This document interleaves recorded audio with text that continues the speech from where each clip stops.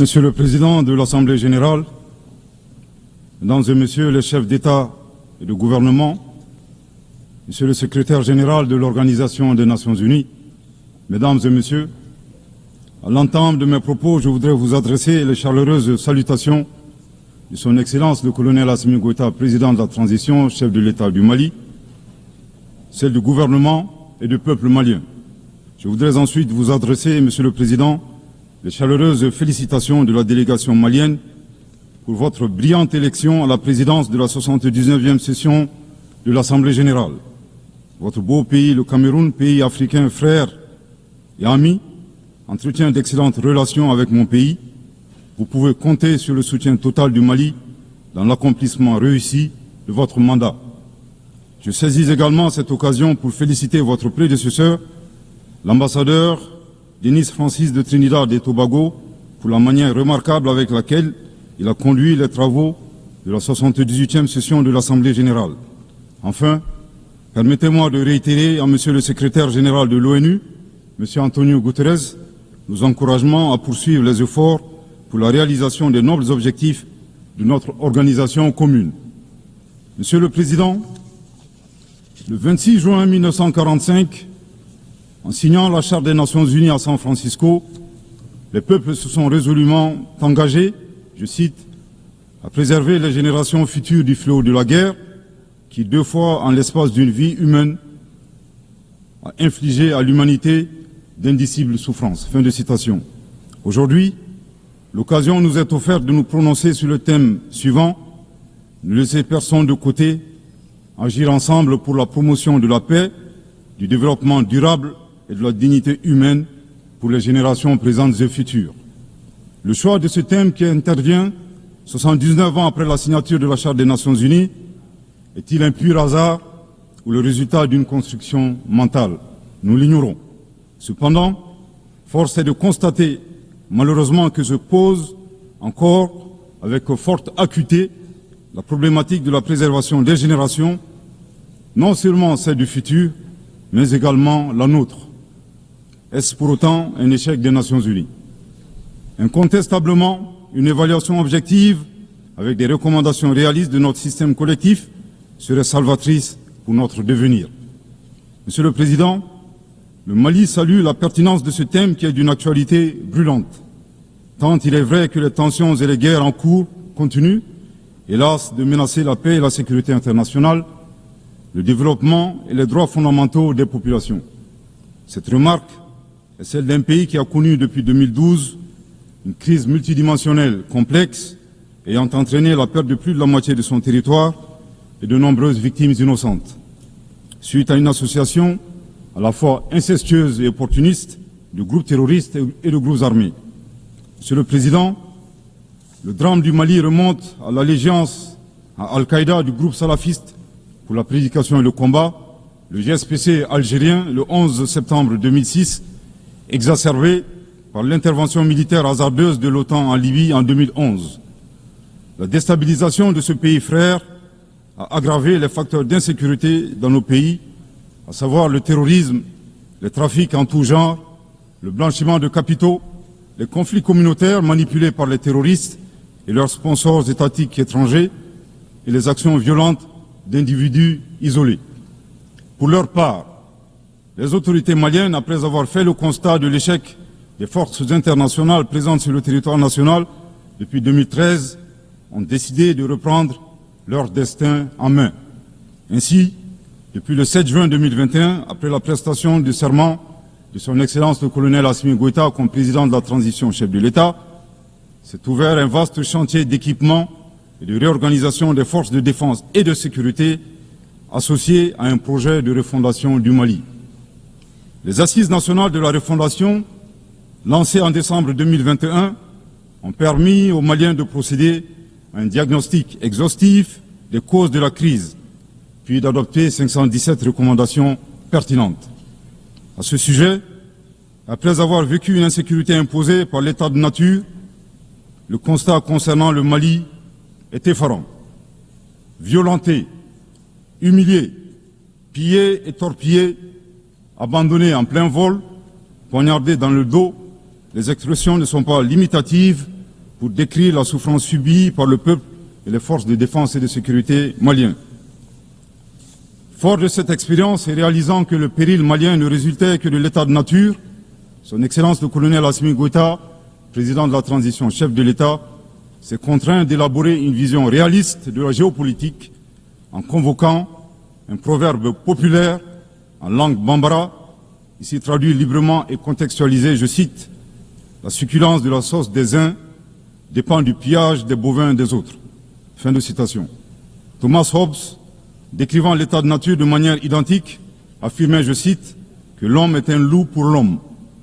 Grâce à ce proverbe qui fait référence à la gastronomie et à la cinégétique, le chef de l'État décrit la dure réalité impitoyable des relations internationales et surtout la place de l'Afrique, dont le pillage des matières premières a servi au développement des autres et non celui des Africains dans leur grande majorité. À cette vision s'ajoute une orientation du chef de l'État qui appelle les Maliens dans le cadre de la refondation à redevenir eux-mêmes. En effet, le chef de l'État a procédé le 23 avril 2024 au lancement du programme national d'éducation aux valeurs qui vise un retour aux sources sans lesquelles il serait difficile d'envisager un avenir radieux pour notre pays dans sa quête légitime de souveraineté. L'invitation à redevenir nous-mêmes ne saurait faire l'économie de la question de savoir qui nous sommes. La réponse immédiate à cette interrogation est donnée par la devise du Mali, un peuple, une grande famille, nation cosmopolite, un but, magnifier la diversité dans l'unité, unis pour bâtir le bien commun, et enfin une foi, la foi à ce que Dieu a donné comme ressource pour la réalisation de la prospérité. En vue de donner plus de relief à la définition du malien, le professeur Ibrahim Diaye, expert au sein du comité chargé de la mise en œuvre du programme national d'éducation aux valeurs, indique que le malien se caractérise d'une part par 5 valeurs cardinales, à savoir l'humanitude, l'empathie, l'obligation de transmettre les valeurs humaines aux générations futures, le sens de l'honneur, l'acceptation de la différence et de l'altérité au plan sociétal, humain et culturel, et d'autre part, 5 principes inviolables en lien avec le pays lui-même, à savoir un Mali indivisible, inaliénable, non hypothécable, nul ne peut en disposer comme propriété privée, impérissable. Monsieur le Président, en privilégiant d'être eux-mêmes, les Maliens créent une 3e voie, ne pas devenir des prédateurs, des barbares sans foi ni loi, à la recherche des bovins d'autrui, ne pas devenir les éternelles victimes impuissantes face à la prédation. La voie médiane promue par le Mali consiste à réaliser notre développement en empruntant un chemin plus vertueux. Veiller au respect de notre souveraineté tout en respectant celle des autres. Refuser l'hétéronomie tout en refusant de nous ingérer dans les affaires intérieures des autres. Être ouvert à tous les partenariats sur une base gagnant-gagnant. Aussi, il est important de relever que ces principes et valeurs caractérisent mutatis mutandis les peuples frères du Burkina Faso et de la République du Niger. Concernant le processus de transition politique au Mali, il convient de rappeler que, à l'issue des assises nationales de la refondation, le peuple malien a fait le choix de mener des réformes politiques avant d'organiser les élections, en vue d'ancrer profondément une gouvernance vertueuse. La mise en œuvre des recommandations des assises a permis d'engranger des résultats tangibles, notamment la mise en place de l'autorité indépendante de gestion des élections, l'adoption de la nouvelle constitution le 22 juillet 2023, suite à un référendum bien organisé, le parachèvement de la réorganisation territoriale et administrative, le renforcement de la lutte contre la corruption et la transparence de l'action publique, la relecture du code minier, plus équitable et favorisant le contenu local. Monsieur le Président, soucieux de pérenniser l'unité nationale, fondement de tout développement, le chef de l'État a annoncé le 31 décembre 2023 la tenue du dialogue intermalien pour la paix et la réconciliation afin, dit-il, d'éliminer les racines des conflits communautaires et intercommunautaires dans le but ultime de réconcilier les communautés. Respectant une approche participative et inclusive, le dialogue intermalien qui s'est déroulé en 3 phases, communale, régionale et nationale, a permis aux Maliens de l'intérieur et de la diaspora d'échanger en toute transparence en vue de trouver des solutions endogènes de prévention, de gestion et de règlement des conflits. À la différence de l'accord pour la paix et la réconciliation issu du processus d'Alger, dont certains groupes signataires ont ouvertement basculé dans le terrorisme et qui était devenu un prétexte pour certains États de s'ingérer dans les affaires intérieures du Mali. Le dialogue intermalien a permis aux Maliens de laver leur linge sale en famille sans aucune interférence extérieure. Après la fin de l'accord d'Alger le 25 janvier 2024, aujourd'hui, le dialogue intermalien et ses recommandations officiellement remises au chef de l'État le 13 mai 2024 demeurent le seul cadre de règlement des conflits internes. Nous réitérons un appel à tous les Maliens à s'inscrire dans cette dynamique de réconciliation, une étape indispensable au retour à l'ordre constitutionnel apaisé et sécurisé grâce à l'organisation d'élections présidentielles. Sur le plan de la lutte contre l'insécurité, depuis que les forces de défense et de sécurité maliennes ont lancé des actions offensives de manière autonome, de nombreux succès ont été remportés sur le terrain de la lutte contre le terrorisme. Toutes les régions ont été reprises des mains des groupes terroristes, notamment la région de Kidal, le 14 novembre 2023, à la suite d'une opération militaire mémorable. Aujourd'hui, les groupes terroristes ont été sérieusement affaiblis.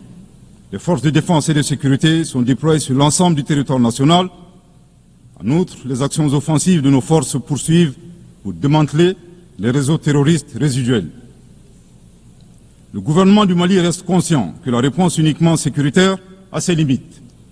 C'est la raison pour laquelle, en appui à l'action militaire, le gouvernement du Mali s'est doté d'une stratégie globale et intégrée ayant pour objectif la restauration de l'autorité de l'État sur l'ensemble du territoire national. Elle comprend des mesures politiques, administratives, de développement économique et social, y compris le dialogue avec les groupes armés et la fourniture des services sociaux de base à nos braves populations.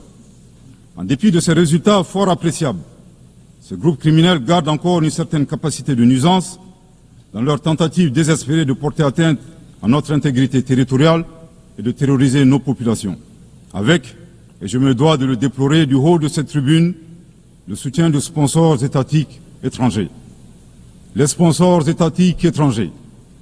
Après des années de dénonciation de ces acteurs étatiques qui soutiennent le terrorisme international, les autorités ukrainiennes ont violé ouvertement et de manière inédite la Charte des Nations Unies ainsi que les conventions et résolutions pertinentes des Nations Unies relatives à la prévention et à la lutte contre le terrorisme. Lorsque des officiels de ce pays, ayant confondu la scène internationale et la scène de théâtre, ont avoué la participation active de leur pays à la lâche attaque terroriste ayant visé une patrouille des forces de défense et de sécurité du 24 au 26 juillet 2024 à Tinzaouatin dans la région de Kidal.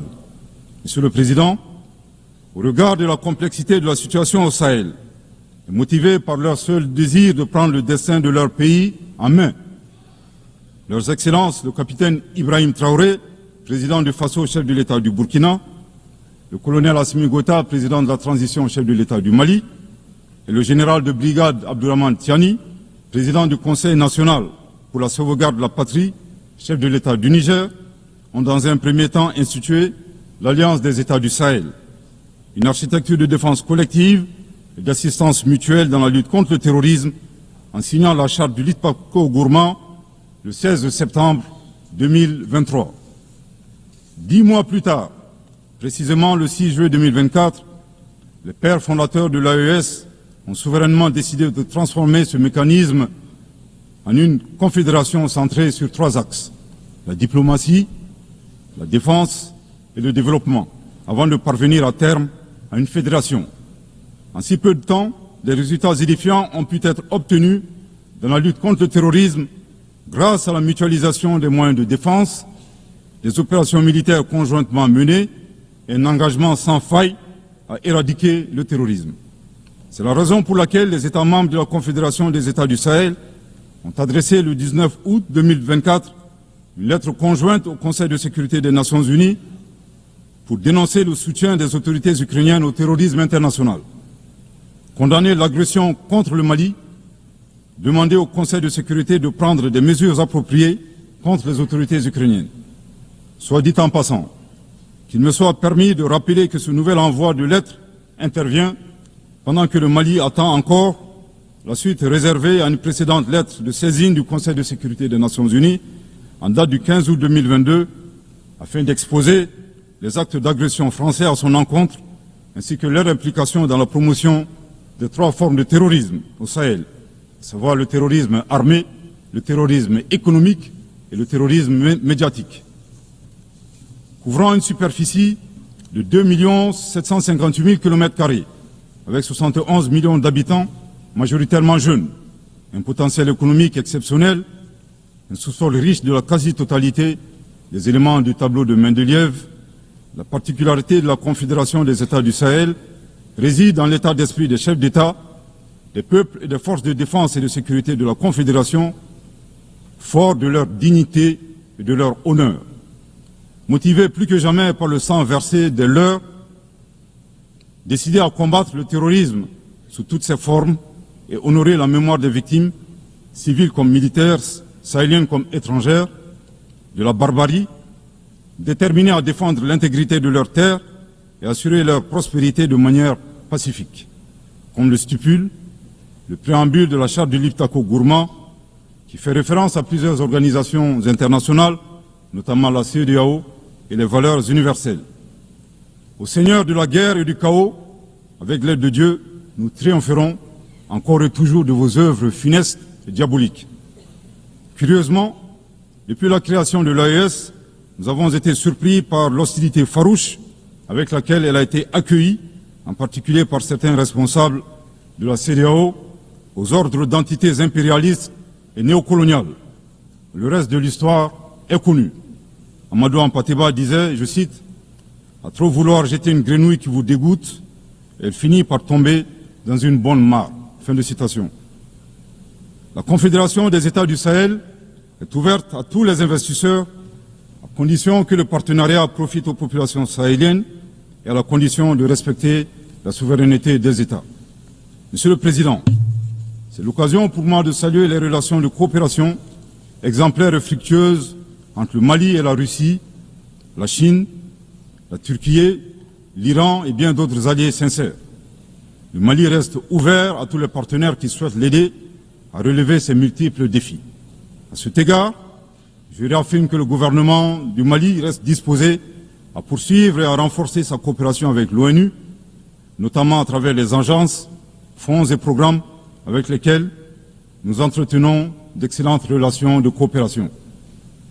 Nous saisissons également cette opportunité pour saluer et reconnaître la sagesse de son Excellence, Monsieur le Président Abdelmajid Tebboune, Président de la République algérienne démocratique et populaire. Le 29 août 2024, lors d'une tournée dans le sud algérien, vous déclariez que la Libye, le Niger et le Mali sont des nations fraternelles que vous soutiendriez et non desserviriez. Le peuple malien n'a pas été surpris par ces propos, qui indiquent éloquemment votre panafricanisme, à l'instar de vos célèbres prédécesseurs, dont feu le président Abdelaziz Bouteflika, affectueusement appelé Abdelkader Mali. Suite à son établissement à Gao et l'engagement des autorités maliennes à travers les actions suivantes. Offrir le territoire malien comme base arrière aux Moudjahidines, ouvrant ainsi un front sud. Participer aux affrontements armés contre le colonisateur français en déployant des combattants maliens aux côtés des Moudjahidines sur le territoire algérien pour défendre la liberté et la dignité des Algériens. Défendre la cause algérienne dans toutes les instances diplomatiques jusqu'au recouvrement de leur indépendance. Cependant, il est de notre devoir d'appeler votre haute attention sur les propos incongrus de vos collaborateurs, allant à contresens de votre souhait de promouvoir des relations harmonieuses avec vos voisins dans le Mali. Le 31 juillet 2024, le ministre algérien des Affaires étrangères déclarait que la crise malienne n'avait pas besoin de solution militaire. C'était un conflit entre frères. La solution ne peut être que politique. Au sujet de l'accord d'Alger, il a affirmé qu'il avait été bénéfique pour le Mali et avait préservé la souveraineté et l'intégrité territoriale du Mali. S'en départir par conséquent aura un impact négatif sur tous les acquis. En outre, le 26 août 2024, votre représentant permanent auprès des Nations Unies a déclaré, je cite, « Ce matin, j'ai appris par les médias qu'un drone a effectué une frappe dans le nord du Mali, tuant une vingtaine de civils. Ceux qui appuient sur la manette de ce drone n'ont de compte à rendre à personne sur ces frappes. » Fin de citation. De l'analyse des propos du premier, nous constatons une grave ingérence dans les affaires intérieures du Mali. En effet, la nature de la solution déployée par les autorités maliennes ne concerne que les Maliens. Depuis la fin de l'accord d'Alger, le 25 janvier 2024, les Maliens n'expriment qu'un seul vœu le concernant, que son âme repose en paix. Monsieur le ministre des Affaires étrangères, l'accord est bien et belle mort. Vos incantations ne serviront pas à le ressusciter. Vous me donnez l'occasion d'une part de vous réitérer que nul ne peut aimer le Mali plus que les Maliens, et d'autre part de vous rappeler que le Mali et son peuple ne seront pas des spectateurs face aux assauts et l'adversité. Pour chaque balle tirée contre nous, nous réagirons par réciprocité. Pour chaque mot employé de travers, nous réagirons par réciprocité. À bon entendeur, tant pis. Quant aux représentants permanents algériens, en plus d'offrir le gîte et le couvert, certainement avec de succulents plats de tchèque-chouka et de chorba, à des terroristes et des renégats en débandade, son rôle d'estafette désorienté ne contribue guère à la promotion des relations de bon voisinage. De ces propos, il ressort des accusations graves et infondées. D'une part, la qualification de la nature civile des victimes, à partir des médias, est aventureuse et diffamatoire. Et d'autre part, en affirmant que les opérateurs de drones n'ont de compte à rendre à personne, il alimente une campagne de désinformation contre le Mali, tout en soutenant l'idée que les voyantes forces de défense et de sécurité maliennes seraient incapables de piloter des drones. Il me plaît ici de rappeler que la montée en puissance des FAMA n'est pas une vue de l'esprit, mais une réalité tangible qui a permis de reprendre le contrôle de l'ensemble du territoire national. Concernant l'usage des drones, les opérateurs sont bien des Maliens qui agissent avec professionnalisme, à l'instar du reste des forces de défense et de sécurité maliennes, et traitent les cibles terroristes suivant des procédures conformes aux normes internationales. À titre de rappel, il y a quelques années, les acteurs de l'instrumentalisation des droits de l'homme, déterminés à ternir la performance antiterroriste de l'armée nationale algérienne, ont mis en exergue la question subversive du qui tue qui. Aujourd'hui, nous sommes troublés que le représentant permanent algérien ait rejoint la tendance manipulatrice des droits de l'homme pour s'attaquer à l'armée malienne. Le Mali exige de ces deux énergumènes diplomatiques qui cessent d'entrer dans l'histoire à reculons. Manifestement, ils ignorent tout à la fois de l'histoire entre les peuples frères du Mali et de l'Algérie et la contribution exceptionnelle du Mali à la guerre de libération algérienne, et certainement de la géographie, car ils considèrent à tort le Mali comme une wilaya, c'est-à-dire une province algérienne. Je répète, le Mali exige de ces deux énergumènes diplomatiques qui cessent d'entrer dans l'histoire à reculons. Manifestement, ils ignorent tout à la fois de l'histoire entre les peuples frères du Mali et de l'Algérie et la contribution exceptionnelle du Mali à la guerre de libération algérienne et certainement de la géographie, car ils considèrent à tort le Mali comme une wilaya, c'est-à-dire une province algérienne. Je répète pour une dernière fois, le Mali exige de ces deux énergumènes diplomatiques qui cessent d'entrer dans l'histoire à reculons. Manifestement, ils ignorent tout à la fois de l'histoire entre les peuples frères du Mali et de l'Algérie et la contribution exceptionnelle du Mali à la guerre de libération algérienne et certainement de la géographie, car ils considèrent à tort le Mali comme une wilaya, c'est-à-dire une province algérienne. Monsieur le Président, sur la situation régionale et internationale, le Mali reste très attentif au développement en cours en Afrique et dans le reste du monde. Ainsi sommes-nous préoccupés par le niveau de violence au Moyen-Orient, notamment dans les territoires palestiniens occupés. Le peuple malien réaffirme son soutien au peuple palestinien frère dans sa lutte légitime pour l'autodétermination. Le gouvernement du Mali réitère son appui à la solution à deux États, Israël et la Palestine, vivant côte à côte, en paix et en sécurité, à l'intérieur de frontières sûres et internationalement reconnues.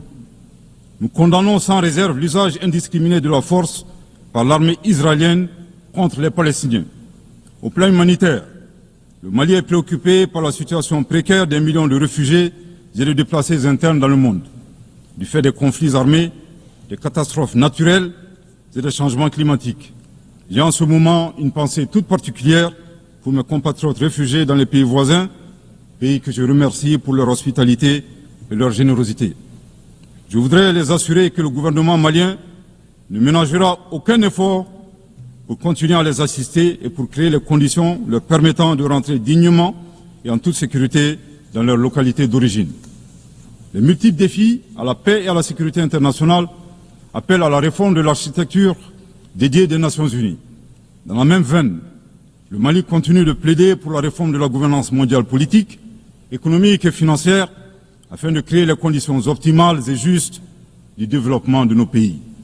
Dans cette dynamique, le Mali continue de plaider pour la réforme des institutions financières internationales comme la Banque mondiale et le Fonds monétaire international. De même, nous saluons les modèles alternatifs et crédibles tels que les BRICS.